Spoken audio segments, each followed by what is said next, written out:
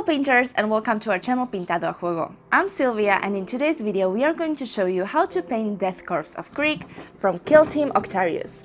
If you want to see how we paint this soldier differently, follow me.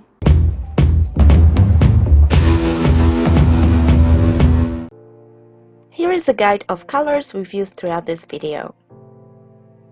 The figure we are painting today is a Death Korps of Krieg Sergeant Veteran with a power sword and a bolter. You can see that some pieces are missing, such as the backpack and the bolter. Those we will paint separately. We'll prime the Mini using neutral gray and white. Our goal is to define the lights and shadows of the coat folds and creases, which is something we consider quite iconic when it comes to Krieg soldiers, so we want to pay special attention to that part. Now we'll add some more white to the mix to create overhead lights and define the shadows.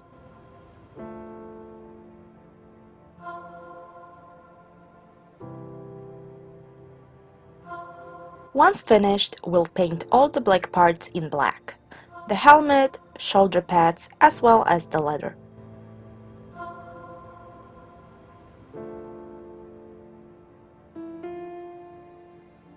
We can also use black for all metallic parts, such as the sword. With black paint underneath, metallic colors will stand out more. Notice that we're painting the figure starting with small details, such as suspenders and all the straps for holding the equipment, and then we move on to bigger parts like the coat. This will help us avoid staining the parts we've already painted. In case we painted the coat first and then all the little straps, if we paint it outside of the area, it could be a problem. So keep this in mind, as this advice is especially helpful when painting very detailed miniatures, such as is the case with Warhammer.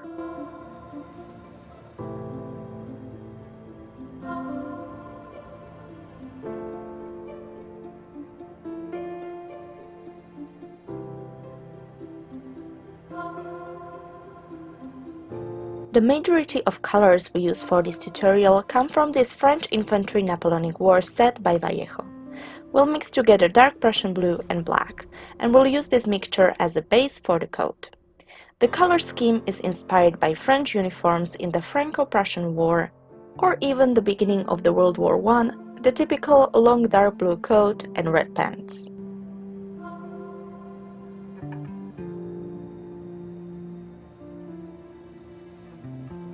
When painting a bigger area with many folds, it's important to avoid applying too thick of a paint, which is why you can see here that the paint is actually very diluted. With the first coat, we want the paint to stick to the primer and have a starting point for highlights and shadows.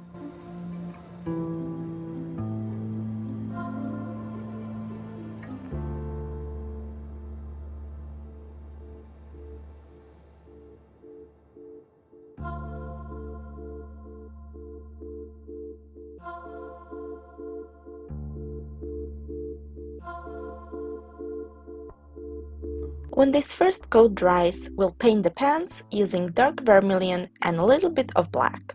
This will be our base coat. We don't use the targeted tone at the beginning, but instead begin with a darker tone, which will work up to what we want the pants to look like. Now we'll use German camouflage beige World War II to paint these kind of leggings that were used to prevent dirt from getting inside the boots before it all became one single piece. And we'll also paint the mask with the same color.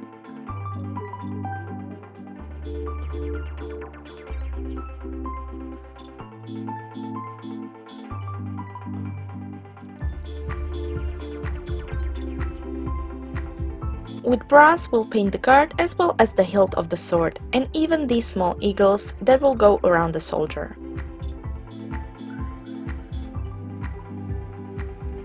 Next, we'll switch to oily steel to paint the blade and the metallic parts.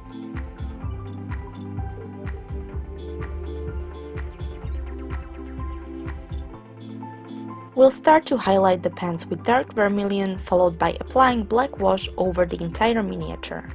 If you haven't picked up these washes yet, be sure to do so because they work great.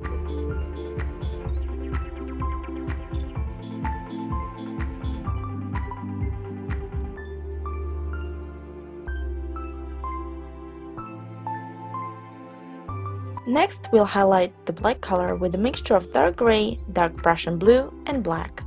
Depending on how we mix these colors, we can obtain brighter or duller tones, so just practice a little to obtain the tone you're looking for.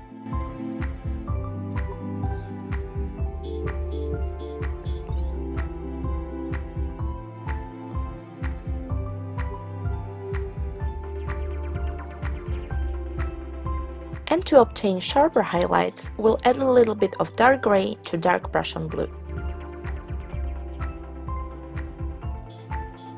As you can see, the color becomes brighter, especially if compared to the coat.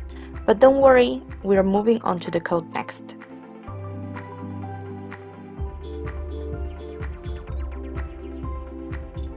And we are using dark Prussian blue as the base color for the coat. We are using a very diluted paint to respect the shadows we've previously created with the wash. We'll repeat the process several times to achieve the effect we want, whether that's a stronger or weaker effect. This technique is known as glaze, and we recommend you to try it yourselves. Although it can be a little difficult to get the hang of the dilution at first, you will eventually achieve it. And now we'll mix white paint with dark Prussian blue and repeat the process, getting into smaller and smaller areas.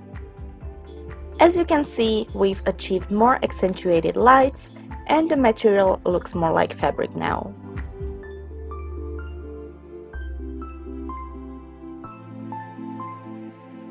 Now we'll repeat it with dark vermilion and black, highlighting the parts where the light would hit, which is what we always do.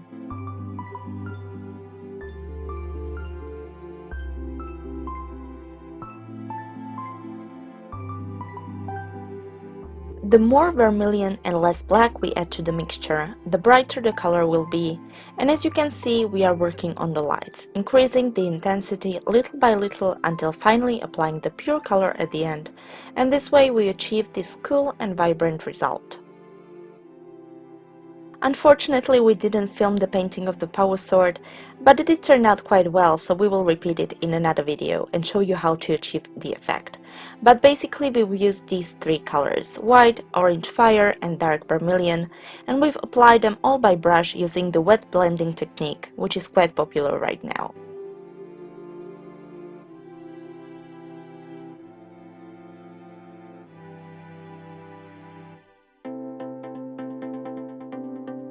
As you can see, we finished the backpack, and so we will glue it to the figure.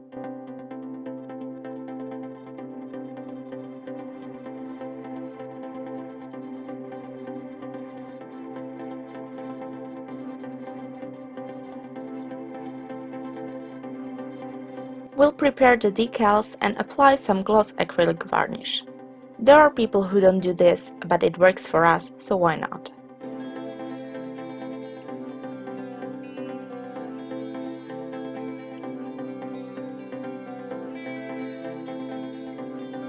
In the meantime, we're working on the base, and we're going to show you how to make it look like it's filled with rust and junk. We're using very diluted amaranth red. In fact, it's so diluted it doesn't cover very well. We're also using some gory red and brown iron oxide. Next, we'll use a lighter oxide pigment in color rust. We'll distribute it over the base, and then we'll set the pigment with some water.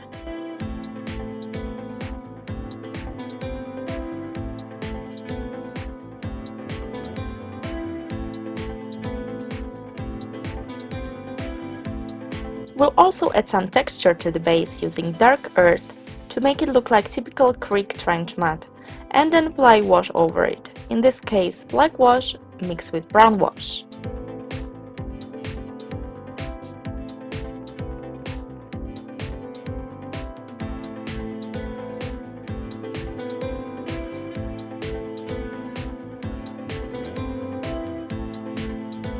Now that the varnish has dried, we'll apply the decals. If you haven't seen our video on how to apply decals, check it out, as it will surely resolve many doubts that you may have.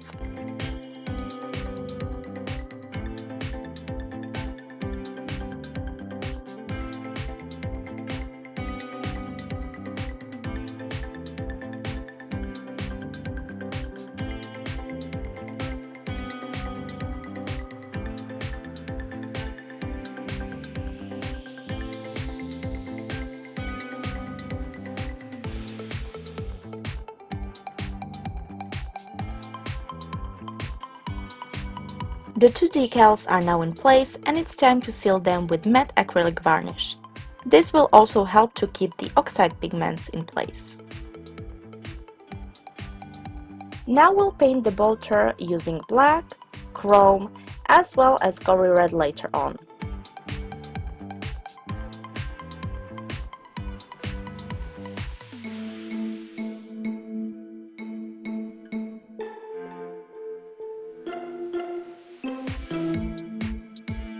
We'll apply black wash over the gun and the sword as well, just because it looked a little dull.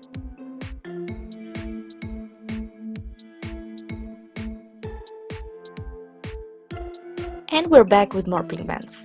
We've picked up these two, burnt sienna and burnt umber, and we're trying to kind of fuse the coat with the base. It looked too dusty, so we've added some water to make dry matte.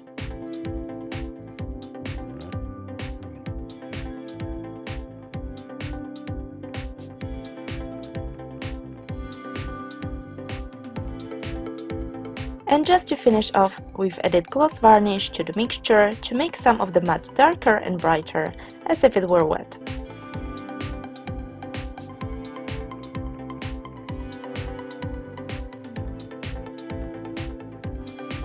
With dark vermilion and gory red, we will highlight the bolter case, and as you will see, we will dry it with a hairdryer, because nobody has got the time.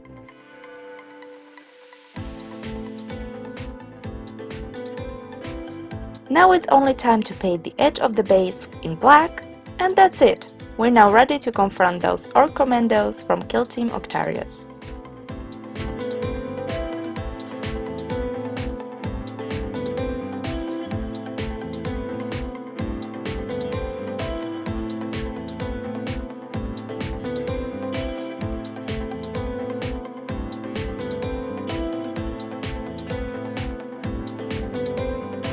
Well, painters, as you could see, it's very simple to paint these Death Korps of Krieg in a somewhat different way, such as inspired by French uniforms from the World War I or Franco-Prussian War, especially if we use this Vallejo paint set for French infantry figures. And that's it for today. I hope you liked this video. If you did, be sure to give it a thumbs up, subscribe to this channel if you want to see more videos like this, and hit the notification bell if you want to be notified when we upload our next video. Thank you for watching, and I'll see you the next time.